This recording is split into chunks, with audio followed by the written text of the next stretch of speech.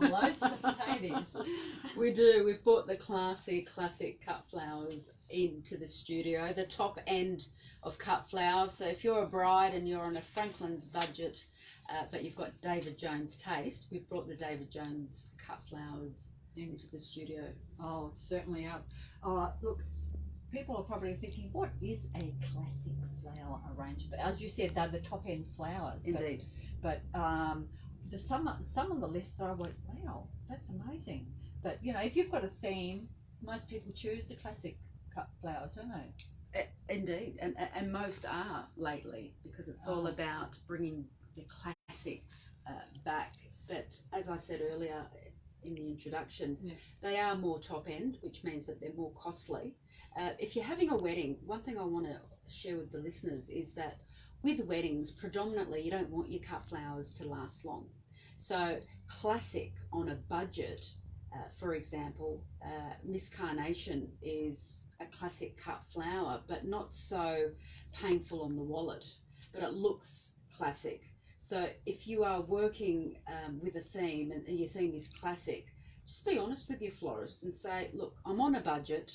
Can you create something classic, but instead of using top end cut flowers, can we meet halfway or low end? Because I'm not after cut flowers that are going to last long. It's only for the wedding, and I don't really care what happens after the wedding. So I'm not after long lasting. I'm after making the statement, wanting it to look classic, which means classy, but I want to save money. Okay. Do brides still throw the bouquet? They do. Wow. So no wonder they don't want them to last. No, Just chucking them away. That's right. That's right. So I've brought some cut flowers in with me. Okay. We've bought the Miss Hydrangea here, and as you can see, it's absolutely edible. I mean, it doesn't look real. It looks like a cake. Very tight blooms at the top if you are watching live on Facebook at the moment. But as we look at the skirting of the bunch, it's starting to droop. So that there needs a holiday. And how do we bring the droopiness back to life? Drown it in a bucket of water. Yes, so drowning. Filtered water, of course. Filtered water, and we will repeat what that means. It means standing water in the bucket for a minimum of 4 hours, and it'll burp chlorine, and then head down, as you can see. That then goes into the bucket, head down, and it sits there for a minimum of 15 minutes. But in this case, because it's very, very droopy, I'd be leaving it overnight. Oh, okay. Yeah, and then the next day, just bring it back up to attention. Recut the stem, and you can scald it. You can scald hydrangea because you can burp it, and put it in warm water with flower food. That's very important. It is a thirsty little sucker, so it's going to drink more than normal because it does have a woody stem. And if you want to cut into the stem in the middle, so it looks a bit like a peg cutting into it, that's going to encourage more water into the stem as well. Of course, increasing the surface area. Lovely. And there we have. Now we've got two others in here, which is the Mr. Dendrobium. Yep. So we've brought the men in as well. This is another cut flower that is also predominantly makes the list of classic cut flowers. Mr. Dendrobium, as you can see there, is in vials. So that keeps him protected, because he's also a thirsty, not as much as the Miss Hydrangea, but they love hydration. So the first thing you do, if it's not in a vial, is again you drown upside down Mr. Dendrobium. They also drink from their petals, and every second day they need misting, and make sure you're using burp water for misting. So of course you remove the vials. Oh yeah, you do. And because they're men, you cut them flush. So right across the stem. Men wear sneakers, they don't wear high heels. And they come in all different colours. Magnificent, very long lasting, and you can get up to 6 weeks with your Mr. Dendrobium. Okay. So very good value for money. But if you want to save money, I'd use another cut flower that looks quite classic. Okay. Yeah. Yes. Moving on, I've brought Miss Lysianthus, and I've deliberately chosen this colour in particular, green.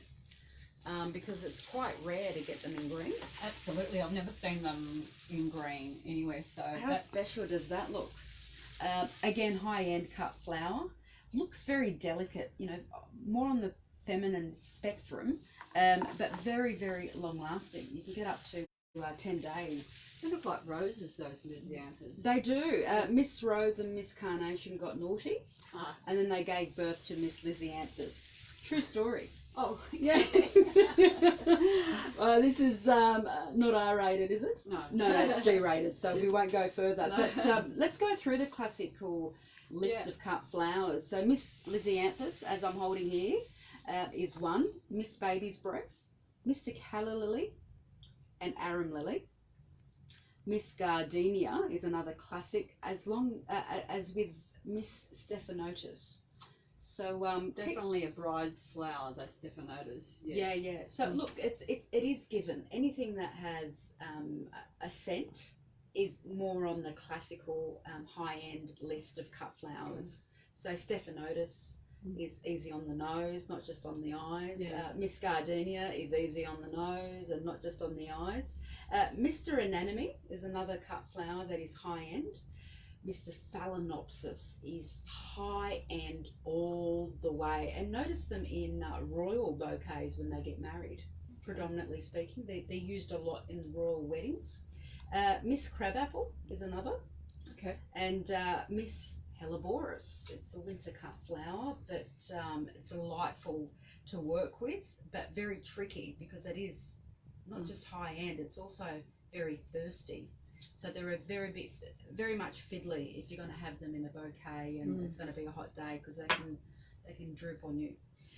I just was wondering, there's a couple on the list that I wasn't sure about, like Miss Hypericum and Miss Crabapple. Yes. I was wondering, are they for their berries rather than? Yes. Okay. For their berries, yeah. And you know, if you're not aware of cut flowers, you probably think, oh well, berries are going to be, you know, cheap. They're not. Oh, right. They're highly expensive top end because they create texture in the bouquet and they're not fragrant. So if you're going to be gifting them to somebody that has hay fever, steer away from fragrant cut flowers. So, for example, if we're talking about lilies, steer away from stargazers and oriental lilies because they are fragrant, and go more tiger lily because they're non-fragrant. All right. Well, there we have it. So, of course, if you want to know more about classic cut flowers, we'll have to wait for Mercedes' book. Yeah. Oh, so okay. It's Floral Gossip, and we're aiming for Mother's Day, hopefully. Next year, Floral Gossip Book 1, and there's going to definitely be 7 of them because I think 7 is a very lucky number. Once again, Mercedes, thanks for coming in and talking to Real World Gardener. Always a pleasure.